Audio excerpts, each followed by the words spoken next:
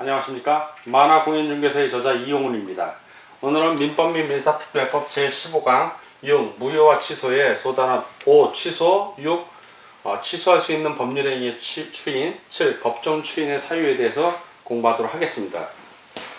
취소라는 것은 취소는 일단 유효하게 성립한 법률행위가 유효하게 성립을 했습니다. 그거를 취소할 수 있는 사유가 있을 경우에 취소를 하여 소급을 합니다. 처음에 법률 행위한 시기로 소급을 해서 소급되도록 한다는 얘기죠. 소급해서 그 처음 시점부터 무효로 하는 행위입니다. 무효로 하는 행위. 어떤 경우에 이게 취소를 가능하냐면 저번 시간에 배웠다시피 취소가 가능한 경우에 취소할 수 있는 권리자가 하는 건데, 이 취소권은 취소할 수 있는 권리를 취소권이라고 합니다. 취소권. 취소권은 누가 행사를 하냐? 취소할 수 있는 권리자가 행사를 하는 거예요. 그럼 취소권자가 누구인지 알아보면, 취소할 수 있는 권리자를 보면 바로 취소할 수 있는 법률행위를 보면 됩니다. 취소할 수 있는 법률행위 첫 번째, 행위무능력자의 법률행위니까 그 취소권은 바로 행위무능력자입니다. 행위무능력자. 두 번째는 착오의 의사표시일 경우에 그 중요한 부분, 과실이 아주 중하지 않은 경우, 중대한 과실이 아니고 중요한 부분에 대한 착오는 취소할 수 있다. 그러니까 착오당한 사람, 착오의 의사표시를 한 자. 그리고 세 번째, 사기, 강박에 의해 의사표시를 한 자. 이런 경우가 다 취소할 수 있는 취소권자입니다. 네 번째는 대리인도 취소할 수 있습니다. 이러한 상황에서 이루어진 경우에 대리인. 법정 대리인은, 이 대리인 같은 경우는 이제 둘로 나뉘어서 항상 법정 대리인하고 임의 대리인으로 나뉩니다. 법정 대리인은 언제나 취소할 수 있습니다. 임의 대리인은 취소권이 없지만 취소권을 본인이 주었을 때, 수권행위라고 그러죠. 항상 권리를 주는 걸 취소권을 주었을 때, 수권행위를 했을 때는 취소할 수가 있습니다. 원래는 없는데 수권행위를 했을 때. 이 취소권이라는 것은 그냥 일방적으로 내가 취소한다라고 하면 돼요. 특별한 형식이 있는 게 아니라 상대방이 알면 돼요. 취소라는 걸 알 수 있게 글로 하든 문서로 하든 아니면 말로 하든, 말로 하는 거죠. 취소를 하면 되는데, 이 취소권은 바로 이러한 취소권자가 취소를 하는 일방적 의사표시. 일방적으로 취소를 해요. 일방적 의사표시를 하면 바로 발의가 돼요. 취소가 되는 거예요. 소급해서 무효가 되는 겁니다. 이렇게 일방적, 어떠한 권리자가 일방적 의사표시로서 그냥 권리가 발생하는 걸 뭐라고 그런다? 이게 바로 형성권이라고 그래요. 형성권. 권리가 바로 형성이 되는 거예요. 취소권은 취소권자의 일방적 의사표시로 효력이 발생하는 형성권이라는 걸 좀 주의하시면서 취소권자가 이렇게 있구나 라는 걸 인식을 하면 됩니다. 그럼 이 취소의 방법, 아까 말씀드렸는데, 취소의 방법. 취소의 방법. 어떠한 방법이 있는가? 이런 취소의 방법. 첫 번째, 취소의 방법은 취소권자가 단독으로, 어디까지 취소권자가 해야 됩니다. 취소권자의 상대방이 하는 게 아니라 취소권자가 하는 거예요.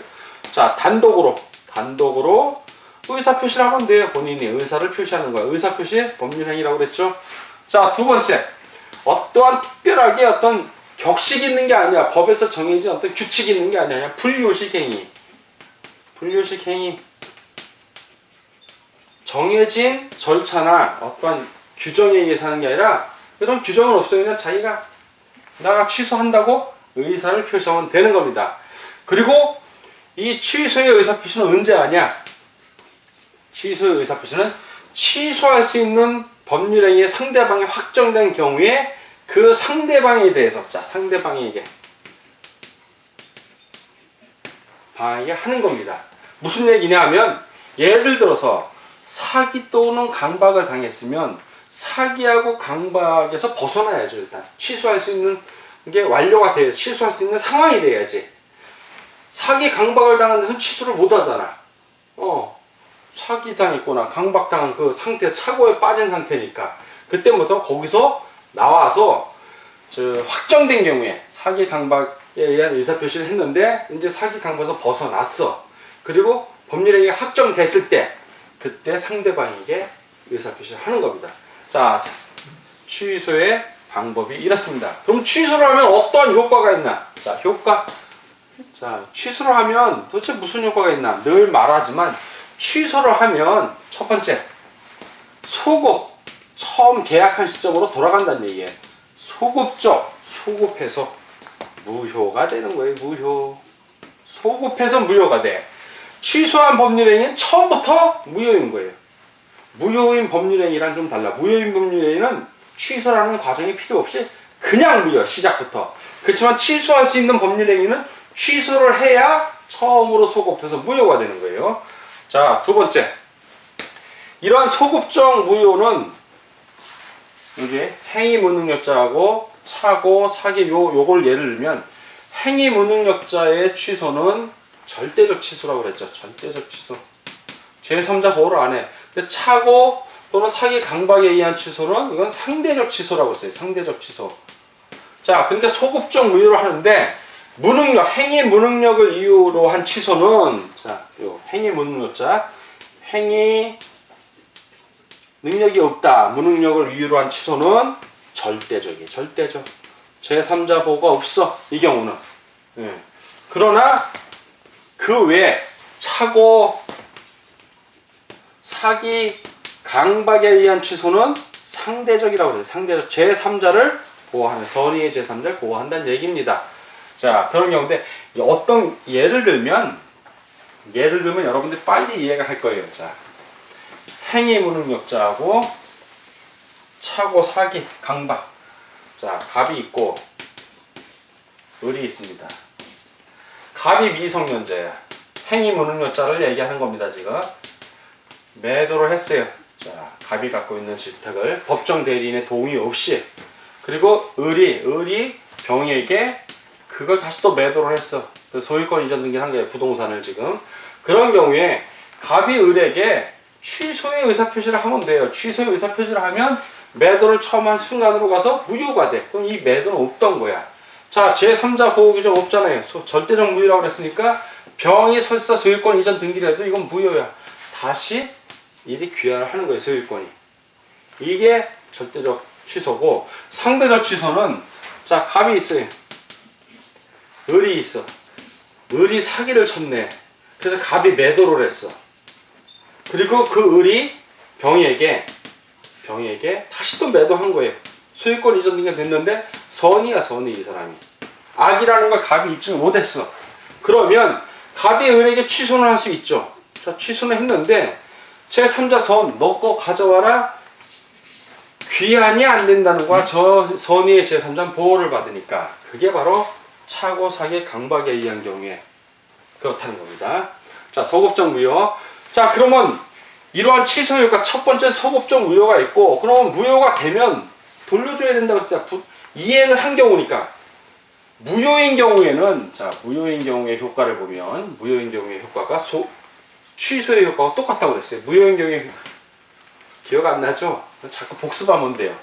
첫 번째, 이행 전이라면, 이행 전이야.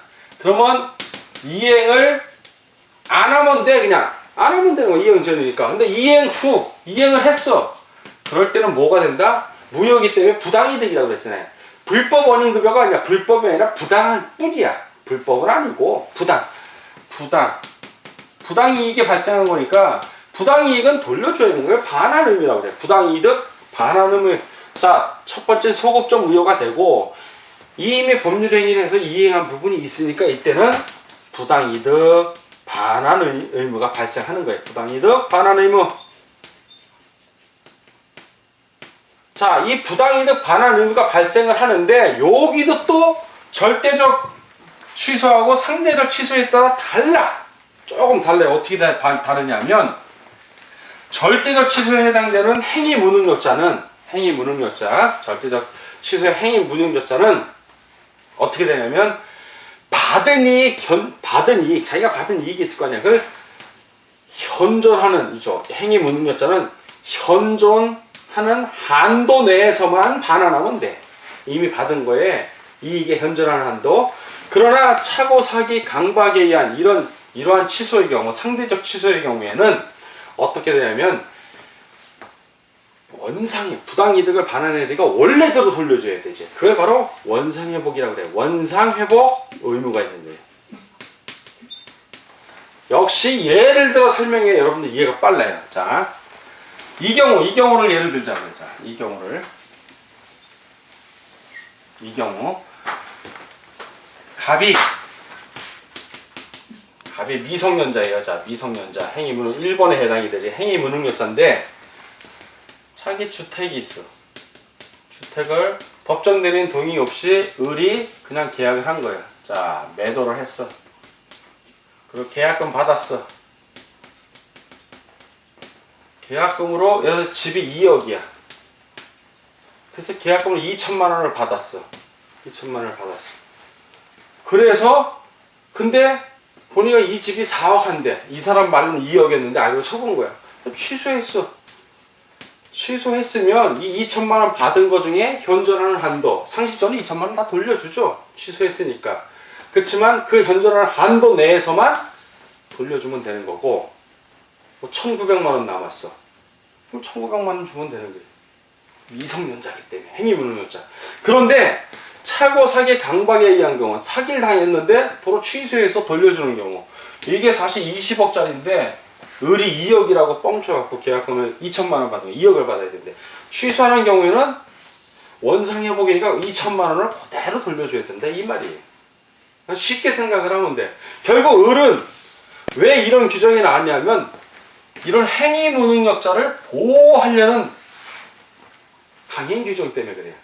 자, 행위무능력자에 대한 이런 보호 규정이 없으면 많은 사람들이 미성년자가 어떤 그 법정 대리인의 동의를 받지 않고 미성년자라든가 한정치상자하고 직접 만나서 다이렉트로 만나서 계약을 해서 폭리를 취할 수가 있는 거예요. 그러나 상대가 미성년자라는 걸 을이 알 수가 있어. 그러니까 행위무능력자를 보호해서 거래를 하려면 세상에 대한 경험도 있고, 이 사람의 법정 대리인의 동의 아래에 법정 대리인과 계약을 해라 이 얘기를 하는 거예요. 그러면 법정 대리인이 만약에 20억인데 을이 2억에 팔려고 그러면 안 팔 거 아니에요. 그러니까 보호가 되는데, 그러한 법정 대리인의 동의 없이 미성년자하고 계약을 한다면 이런 손해 정도는 네가 감수를 해라 라는 의미로 이렇게 법이 엄하게 규정하고 있는 거예요. 그러면 미성년자랑 계약해 안 해? 안 하지. 예를 들어 갑이 미성년자인데 2천만 원을 다 써버린 거야. 없어. 그럼 못 받는 거예요 을이.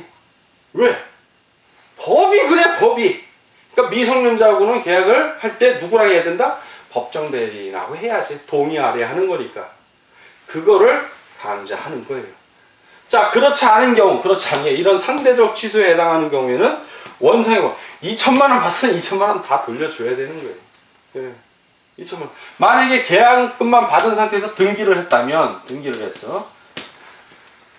을은 이 등기한 걸 도로 회복시켜서 이쪽으로 등기를 돌려줘야겠지.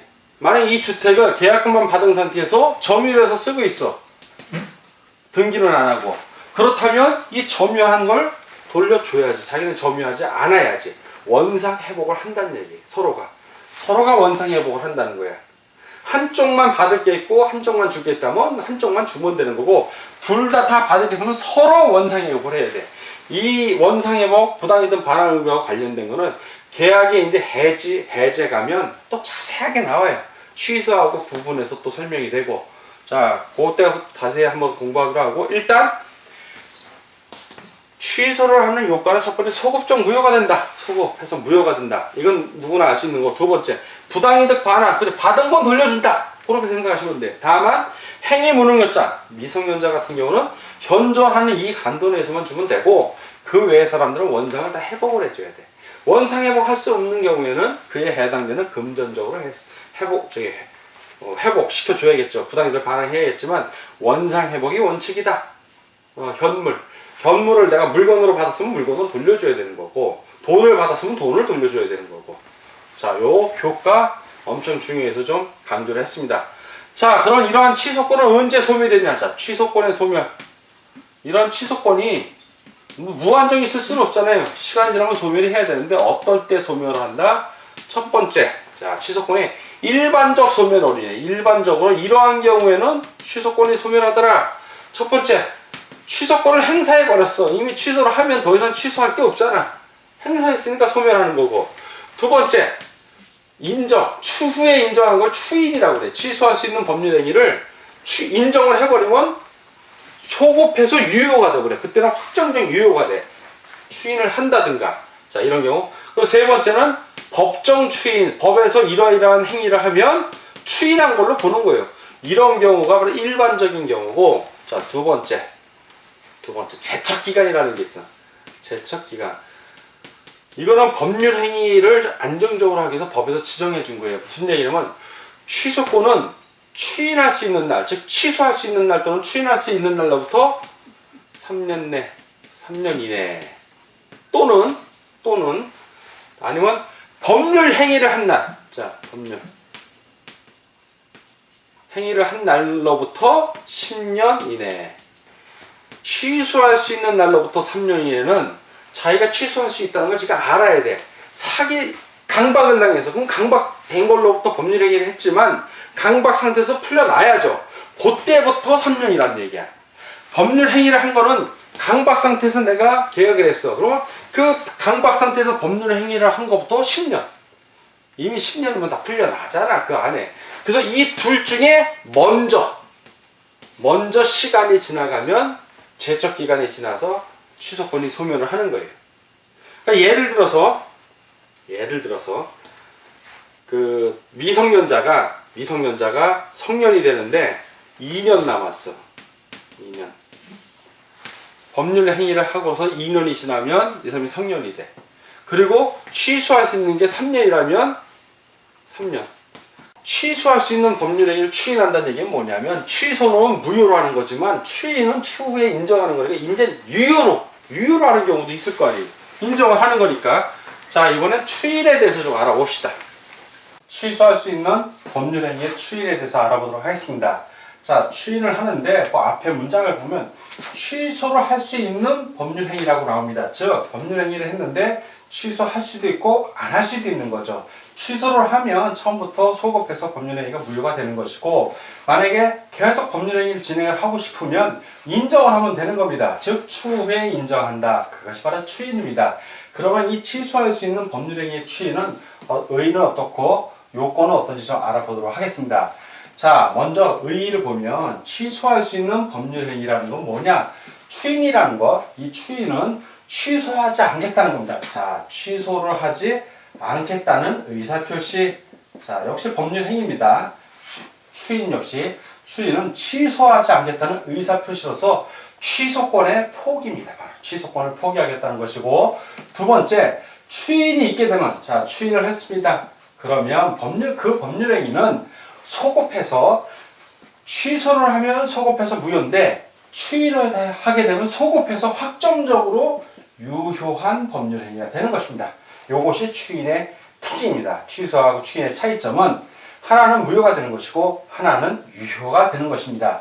그러면 이 추인의 요건이 있을 것입니다. 어떠한 경우에 추인을 할 수 있는지. 자, 무조건 추인할 수 있는 게 아니라 취소할 수 있는 법률행위라는 어떤 요건이 있을 것입니다. 그걸 보면 첫 번째, 추인은 어떻게 하냐? 먼저 취소권자가 할 수 있는 겁니다. 취소권자가 하는 것이다. 취소권자가 취소권을 포기하면 되는 겁니다. 나 취소 안 할 테니까 그대로 합시다. 이렇게 의사표시를 하는 겁니다. 따라서 제한 능력자 역시 법정 대리인의 동의 아래에 가능합니다. 취소하는 것은. 그러니까 미성년자도 그 법정 대리인 동의 아래에 그 취소를 할 수 있다라고 생각을 하면 되겠습니다. 자, 이제 두 번째, 첫 번째는 취소권자가 하는 것이었고, 두 번째는 취소의 원인, 그 원인이 끝나야죠. 소멸을 해야 됩니다. 소멸 후에 취소를 하는 것입니다. 예를 들어서 강박 상태에서 내가 상대방의 협박 같은 걸 받는 상태에서 취소할 수 있는 건 아닙니다. 그것이 소멸한 다음에 그리고 나서 취소를 해야 효력이 있는 것입니다. 다만 예외가 있죠. 항상 이 예외가 중요한 겁니다. 법정 대리인이 어떤 동의를 할 때, 자, 이제 법정 대리인이 대리인은 취소, 또 후견인도 마찬가지입니다. 그 피한정 후견인, 이런 후견인들, 그 법정 대리인이나 후견인은 취소 원인 소멸 전에도 가능하다. 요거 꼭 기억해 두십시오. 지문에 잘 나옵니다. 취소 원인은 소멸 후에 해야 하고 법정 대리인 역시 취소 원인 소멸 후에 해야 한다. 이러면 틀린 지문입니다. 즉 법정 대리인이나 후견인은 취소 원인이 소멸하기 전에도 할 수 있다는 거 꼭 기억해 주시기 바랍니다. 세 번째는 취소할 수 있는 것이라는 거. 이거를 알고, 이런 걸 알고 추인해야 됩니다. 취소할 수 있는 건지 아닌지 모르고 무조건 해야 되는 걸로 알면 그거는 추인의 요건에 해당되지 않습니다. 그래서 요 세 가지 요건을 여러분들이 꼭 기억해 주시기 바랍니다. 그러면 추인을 하게 되면 어떤 효과가 있는가? 그 효과. 자, 효과는 아까 말한 대로 상대방에 대한 의사표시로 이제 추인을 하게 되면 그 추인하면 그 이후로는 더 이상 취소할 수 없습니다. 이제 취소가 할 수 없고 대신 뭐가 된다? 유효인데 확정이 되는 겁니다.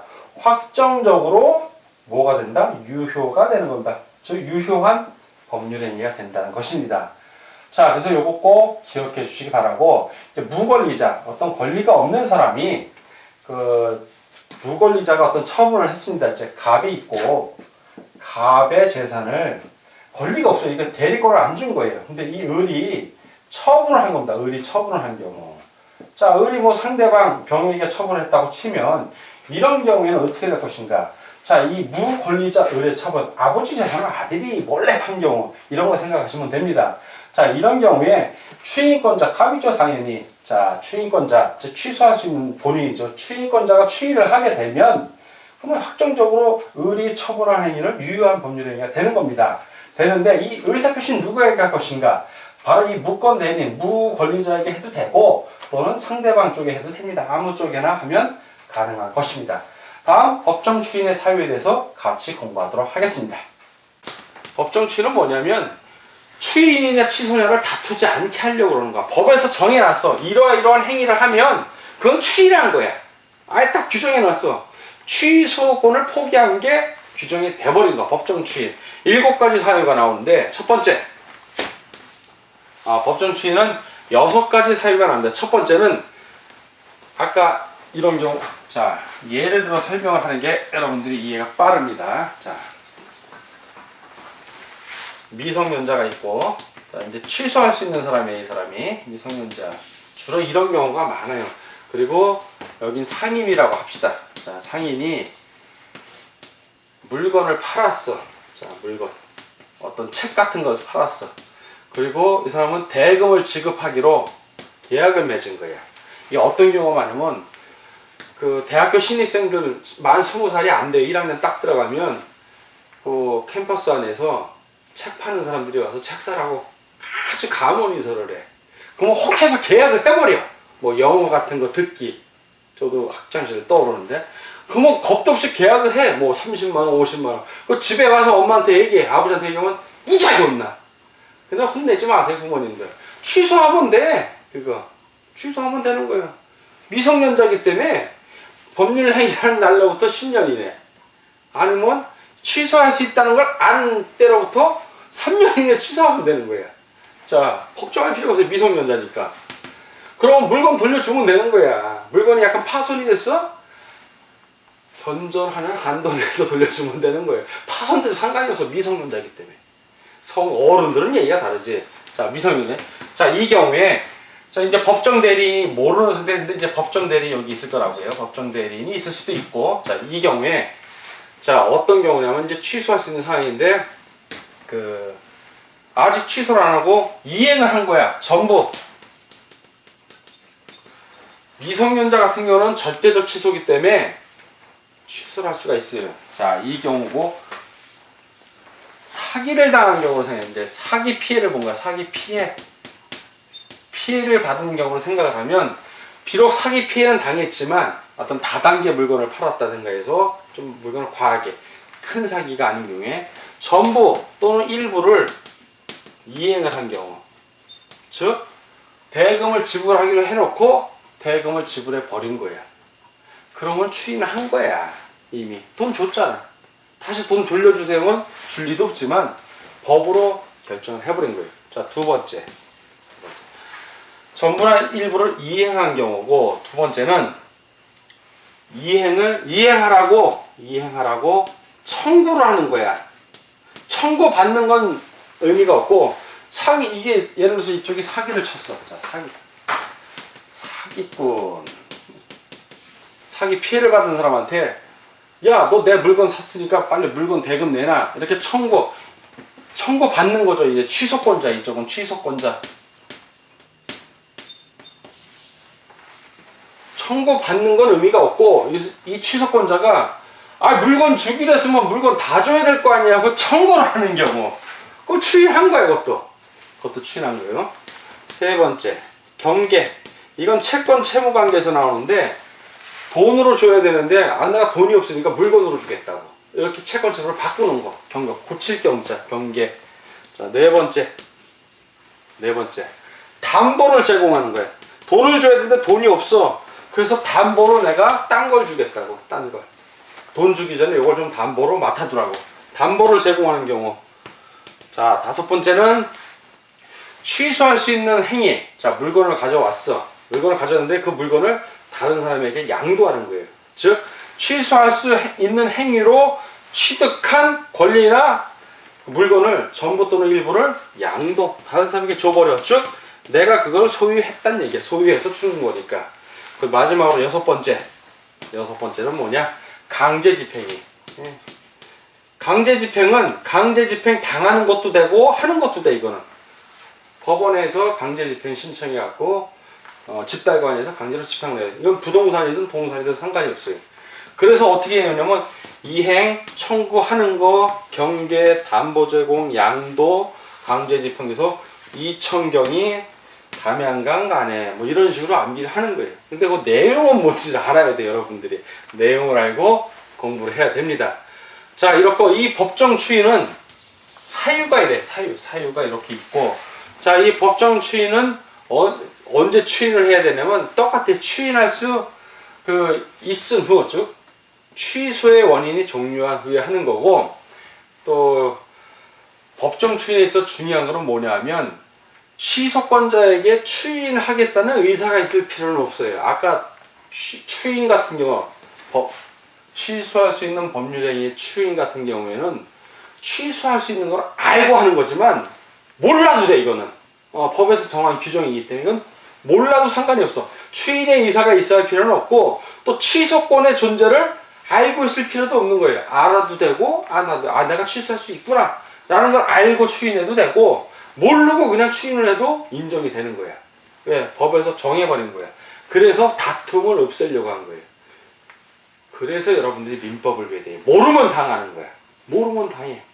내가 취소할 수 있는 걸 알 때, 소비자법에 의해서 물건 같은 거 인터넷에서 구매했을 때 며칠 내로 바로 반환하면 돼요. 며칠 내 정확히 기억은 안 나는데 보통 15일 내로 반환을 하면 취소가 가능한 거예요. 근데 그걸 모르고 자기가 뜯었다고 해서 이거 뜯었으니까 내가 써야 되네. 자세히 알아보면 취소할 수 있는 방법이 많아요. 소비자 보험 같은 전화해 보면. 그래서 여러분들 무조건 법정 추인할 필요 없이 내용을 알아보고 취소할 수 있는 사항인지 아닌지 알아보고 추인을 하더라도 하는 겁니다. 자, 요게 시험 문제 가끔가다 나오는데, 예전에는 시험 문제 간단하게 문제를 내놓고 지문에 법정 추인 사유가 아닌 것은 전부나 일부의 이행, 그리고 경계, 담보, 양도, 이행 청구 받는 것. 이렇게 하면 이행 청구 받는 게 답이야. 근데 요즘은 좀 복잡해져갖고 좀 지문이 길게 나오기 때문에 내용 하나하나를 다 숙지를 하셔야 됩니다. 단순한 문제가 안 나와요. 자, 이 추인 같은 경우 최종 정리를 좀 하면 추인.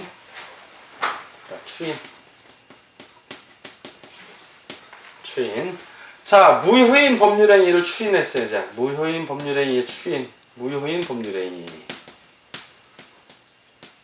법률행위는 추인을 해도 그 무효인 법률이 유효가 되는 게 아니라 새로운 법률행위가 되는 거예요. 이건 새로운 법률행위. 즉 비소급적이야. 새로 시작을 하는 거, 새로. 자, 취소할 수 있는 법률행위. 자, 취소할 수 있는 법률행위를 추인을 하면 이거는 소급해, 유효한 법률행위가 되는데 소급해서 추인을 그러니까 소급해서 유효가 되는 거예요. 취소를 하면 소급해서 좀 추인을 위한 거예요. 여기 추인, 여기도 추인을 했을 때. 자, 이제 무권 대리, 유동적 무효적 무권 대리 행위를 했을 때 요거를 추인을 했다면 유동적 무효에서 어떻게 된다?